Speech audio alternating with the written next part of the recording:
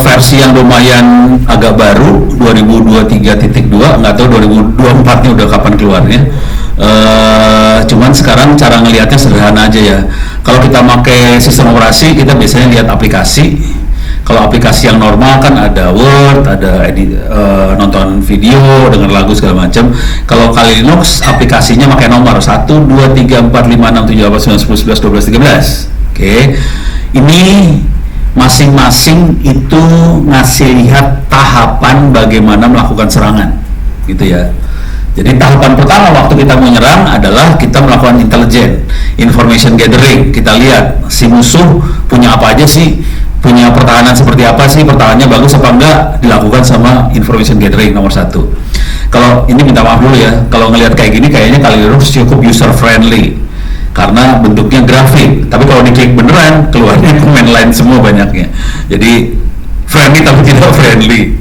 Friendly tapi brengsek banget. Jadi tahap pertama information gathering, mudah-mudahan kebaca ini. Kebaca kali sih? Kebaca ya? Bisa gua gedein lagi nggak ya? Coba bentar. Susah lah. Susah lah, udah gini aja ya. Susah gua. Ya ini information gathering buat intelijen.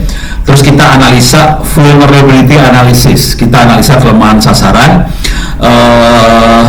Kalau sasarannya berupa web, kita bisa masuk ke web application analysis. Itu sama, sebenarnya kategorinya sama 2. Kalau sasarannya ada database, kita masuk database assessment, gitu ya. Nah, terus setelah kita lihat kelemahan sasaran 1, 2, 3, 4, lihat kelemahan sasaran, kita melakukan serangan. Di sini serangan password, terus kita juga wireless wifi. Oke.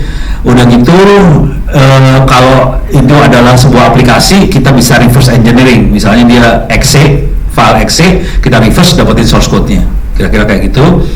Kalau yang nyerang parah, kita mau masuk ke dalam segala macam, nyerang benerannya, dia nyediain tool-tool buat exploit. Exploit itu adalah salah satunya adalah Metasploit Framework (MSF) yang saya ceritain tadi. Oke. Di sini ada Socheng Social Engineering Toolkit, ada SQLmap. Ini ada tool-tool yang lebih enak makainya. Udah jadi, tinggal nyerang, hancur, jebol sebelah sananya. Oke. Tapi jangan berpikir jebol-bol ya, nggak akan jebol-bol. Nah ini kesalahan fatal sebagian besar orang, termasuk para pimpinan. Ini minta maaf pimpinan di aparat terutama ya. Pimpinan di aparat cara berpikirnya gini, cara nyerang cuman kayak ngarahin bedil, pencet tombol, sana hancur. Asli mikirnya kayak gitu. Padahal kalau kita ngelihat yang ini kan kagak. Kita harus ngeset, harus konfigurasi apa-apa. Nggak cuma komputer colokin listrik terus sana jebol ya, enggak ya. Nah ini ya ini cuma anda harus tahu bahwa ini ceritanya kayak gitu. Kondisi real di lapangan kalau kita berhadapan dengan pimpinan, terutama dari aparat TNI segala macam, mikirnya gitu. Ono stres. Neranginnya susah loh, asli susah neranginnya. Nah setelah kita punya tool buat exploit, kalau tool exploit enak banget karena tool ini tinggal cara berpikirnya gini, kita cukup kasih 1-2 perintah, banyak jebolnya di sebelah sana, kira-kira gitu kalau exploit. Kalau tool-tool yang lain kita harus banyak ngerjain macam-macam supaya dapat hasil. Kalau yang exploit ini perintahnya sedikit, jebolnya banyak, kira-kira kayak gitu. Terus di sini ada tool-tool tambahan buat sniffing, spoofing. Tadi saya nyebut kita ARP spoofing, itu ada tool spoofing. ARP spoofing bisa dilakukan oleh nggak ada, di sini nggak ada. Bukan Wireshark sih. Nggak ada di sini. Adanya di command line-nya berarti. Yang bahayanya yang ini nih, gue kasih tau dulu ya. Ini bahaya, makhluk bahayanya yang ini nih. MITM proxy. Ini hobi saya, MITM proxy. Nggak baik ya, jangan dikerjain. MITM proxy itu bisa gini nih. Kalau kita pakai MITM proxy, dan saya praktekin beneran jebol, beneran parah, hancurnya. Jadi kita melakukan spoofing tadi nipu ya. Kita kasih tahu ke klien, gue router. Kita kasih tahu ke router, gue klien. Jadi semua paket ke klien kirim ke saya dari router, semua paket ke router dari klien kirim ke saya juga. Oke. Misalnya pasang MITM proxy. Udah gitu si klien pakai HTTPS, no web. Teorinya HTTPS bisa sadar nggak? Nggak bisa sadar kan? Pakai MITM proxy jebol HTTPS. HTTPS-nya. Kita masukin username password, dapet tuh anjrit. Parah banget tuh, bener asli. Jadi MBTM proxy itu dia proxy HTTPS, ini proxy nggak sopan. Kalau proxy yang sopan, kita biasanya pakai squid segala macam, itu proxy sopan. MBTM proxy, HTTPS itu proxy, parah banget. Oke, jadi ini tool yang parah sih, yang MBTM proxy. Terus ini MBTM proxy, udah gitu post exploit. Sorry, kenapa nggak bisa begini? Ini ada post exploit. Post exploit kira-kira gini, server aja kita berhasil ambil alih server, kita akan exploit server tadi sesudah kita jebolin. Cara exploitnya kira-kira gini, kita mau pasang pintu belakang supaya kita bisa masuk ke server tanpa yang punya server tahu bahwa kita masuk ke server tadi. Jadi fungsinya pintu belakang seperti itu. Nah, kita sebagai auditor kira-kira ini kategorinya bukan auditor dokumen. Ini auditornya lebih ke arah forensik.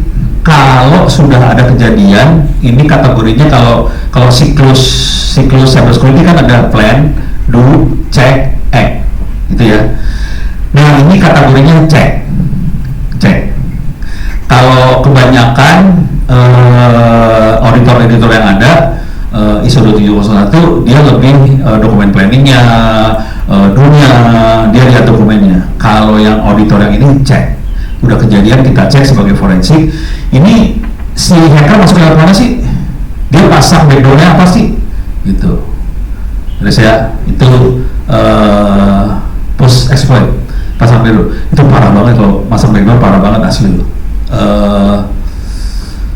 Anak-anak waktu itu kemarin di anak-anak yang dicobolin, anak Kominfo Tangsel itu masuk hackernya, oke. Akhirnya saking putus asanya yang dikerjain apa coba? Keren tapi yang kerjain solusinya apa kalau berhasil masuk hacker? Solusinya apa akhirnya? Yang dikerjain kabelan dicabut, asli udah putus asa, kabelan dicabut. Soalnya hackernya akan memformat itu server. Hacker masuk, bener-bener masuk, kita ngelihat hackernya di dalam. Kan kita bisa ngelihat PSAX segala macam, kita bisa lihat proses yang ada terjadi di dalam ya. Kita hackernya masuk dan kita tahu dia tahu dia posisi udah ke pojok, dia bakal ditendang kan sebenarnya. Kalau udah kebanyakan tinggal ditendang aja kan. Sebelum dia ditendang dia akan format to server. Anjir lu, gila lah, lu kalau udah posisi perang parah banget. Dan saya ada di situ lah gitu. Banyak nih masuk ini, wah seru banget. Udah kayak di film.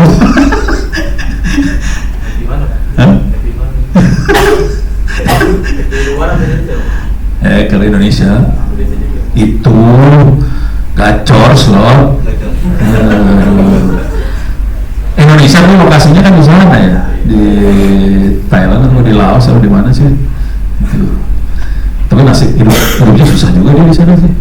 Dulu cabut, tembak loh, cabut. Tapi saya pernah ketemu orang yang pernah kayak gitu loh.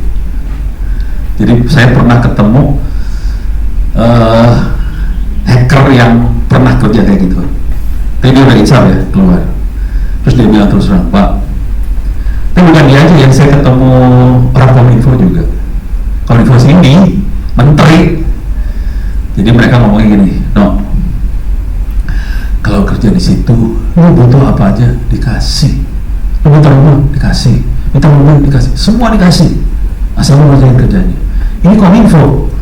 Yang dia kerjain apa? Blokir situs porno kan? Itu mah dikontak. Bapak butuh apa? Kita kasih. Gitu. Asli. Cuman blokir situs porno, belum berusaha macam-macam. Lu butuh apa aja? Beres. Gila. Ahli neraka nih, duitnya kencang. Ahli surga mah berat.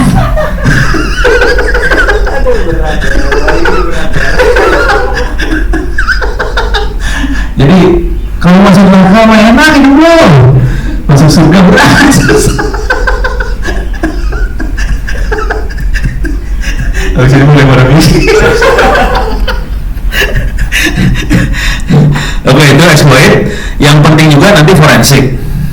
Forensik nanti ada dua forensik besar sih sebenarnya. Yang satu forensik yang sering kita pikirin adalah kita ngelihat log, catatan di server, itu yang biasa dikerjain. Cuman forensik yang dilakukan sama teman-teman forensik yang ngomong sama Polri, sama bank segala macam, mereka lebih banyak forensik image. Jadi misalnya gini, flash disk, kita lihat image-nya, atau hard disk hasil sitaan dari teroris gitu ya, kita lihat image-nya, kita cari file-file yang di-delete segala macam. Jadi ada dua aliran forensik sih sebenarnya, forensik yang melihat image dari hard disk dan teman-temannya, atau log server, kira-kira kayak gitu. Yang seru dari forensik ini seru nih asli. Ini gue banyak cerita yang ngaco-ngaco dikit ya, nggak boleh. Yang serunya gini, udah pernah ingat nggak websitenya Mabes Polri jebol? Berapa belas tahun yang lalu gitu ya. Yang ngejebolin anak kelas berapa? Anak SMA kan? Dari Surabaya kan? Sebetulnya 1,5 tahun sebelum itu kita udah biasa masuk. Bedanya para penjahat sama anak SMA, para penjahat masuk ke ketahuan, dan kita kan nggak pernah ngasih tahu. Hack by gitu kan. Kalau anak SMA kan dia cari jati diri dong. Hack by siapa ya? Ditahan nggak bro? Jadi ini anak SMA 1,5 tahun kemudian sebenarnya. Jadi waktu kita udah jebol tadi kita ngasih tahu sebetulnya ke adminnya Polri.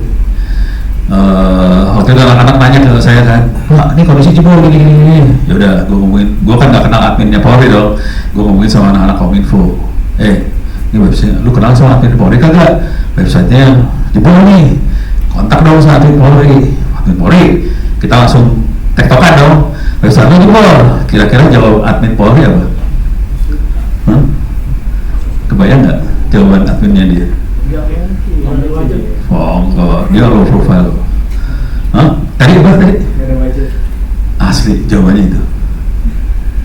Mohon maaf, kami tidak punya budget. Anjir.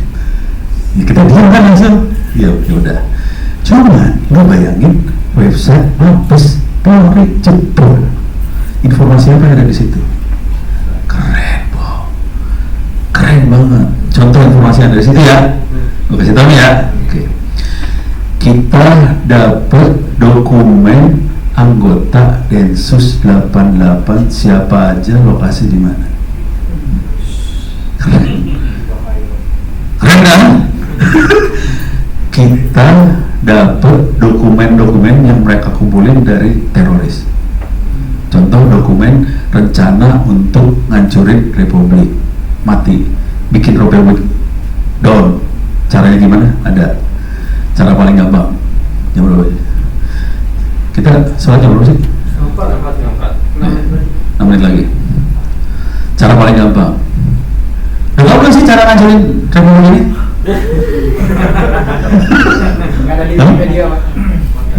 Bukan ini ngancurin fisik ya, bukan ngancurin apa sih? Pikiran, bukan fisik. Secara fisik hancur. Kagak. Nih, dekat lu ada penumpang kan? Koordinatnya tahu kan? Model-model penumpang ada koordinatnya. Itu satu. Jadi energi dimatiin sama dia. Yang pertama kali dimatiin adalah energi. Pada energi mati, kita chaos kan langsung bubar. Satu, bensin, energi bensin, hajar. Lalu kan mainnya batu bara. Nah, jadi sasaran juga tuh, cuman batu bara mungkin lebih ke pembangkit gede-gede kali ya.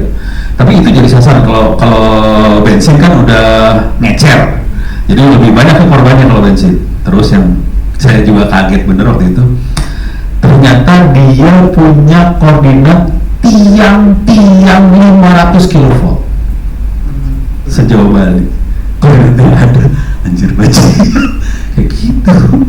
Saya koordinatnya ada, jadi dia udah siap dengan semua data-data itu. Lo bayangin, koordinat tiang banyak kan? Punya. Kaget tuh. Kalau penumpang oke lah, cuma ada 1-2 penumpang kan? Koordinat tiang dia punya, ngomong banget. 500 kilo dia punya, buset. Mantap. Tapi jadi belajar banyak. Oke, ternyata makhluk-makhluk ini merencanakannya serius. Tapi itu jadi bagus, maksudnya buat kita jadi bisa perencanaan lagi kan, penanganan apa yang harus kita kerjain supaya kita juga aman juga kan. Tapi serius, asli, serius, keren sih cara berpikirnya. Jadi mereka bukan orang bodoh-bodoh juga sih. Sekarang masih sering masuk Pak? Apa ya? Enggak, sekarang gue udah insaf sih. Gue kan orang baik dari dulu juga. Maka dibuka juga ya. Kali ini lagi iseng ya. Oke, ini udah beres sampai situ. Nih, waktu gimana waktu? Oh, udah habis ya? Udah habis. Kita tutup dulu. Kita ketemu lagi.